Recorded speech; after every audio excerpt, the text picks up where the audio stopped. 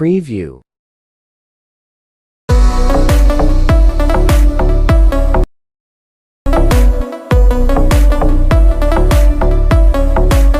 السلام علیکم ملګرو، څنګه تاسو په سکرین باندې دغه ویډیو کته نو که تاسو هم دغه شانتې خپل د ټیک ټاک دپاره ویډیو جوړول غواړئ نو د پلی سټور نه به کیپ کټ انسټال کړئ.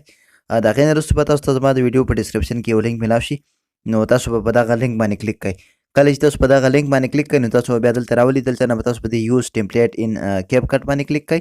د دې نه وروسته ملګرو تاسو به دلته نه په دې یوز ټمپلیټ باندې کلیک کړئ او فوټوز ته به راشئ. په دې کې چې ستاسو نه څومره تصویران غواړي نو هغه تصویران به تاسو دلته نه په دې کې اډ کړئ. نو کله چې ملګرو دغه تصویران تاسو په دې کې اډ شي بیا به دلته نه په دې نیکسټ باندې کلیک کړئ. نو څنګه چې تاسو په نیکسټ باندې کلیک کړئ دغه ویډیو به ستاسو تیاره شي. تاسو په سکرین باندې کتلی شئ.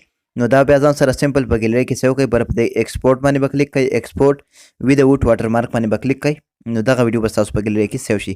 بیا به د دې تاسو اواز څنګه چینج کوئ د هغې طریقه هم درته ښیم. ملګرو که زموږ دا ویډیو تاسو باندې لږ هم ښه ولګي نو پلیز لایک یې کړئ او خپل ملګرو سره یې لازمي شیر کړئ. نو کله چې ملګرو دغه ویډیو ستاسو ایکسپورټ شي تاسو بیا نیټ بند کړئ، ځکه چې ستاسو نیټ کلاوي نو دا بیا اټومیټیک په ټیک ټاک کې اوپن کېږي. نو تاسو به دلته نه بیا په دې ډن باندې کلیک کړئ او بیا به بیک راشئ.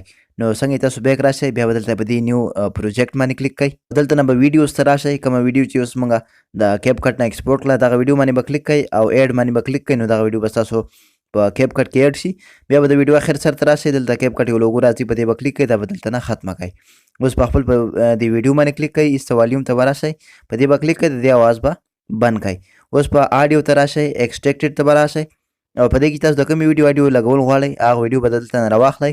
امپورټ ساوند اونلی باندې به کلیک کړئ. نو د دغې ویډیو آډیو چې کوم دی هغه به ستاسو په دې ویډیو کې هم ایډ شي. نو ملګرو ډېر زیات اسان طریقه وه، په دې طریقې سره تاسو خپله دا ویډیو تیارولی شئ.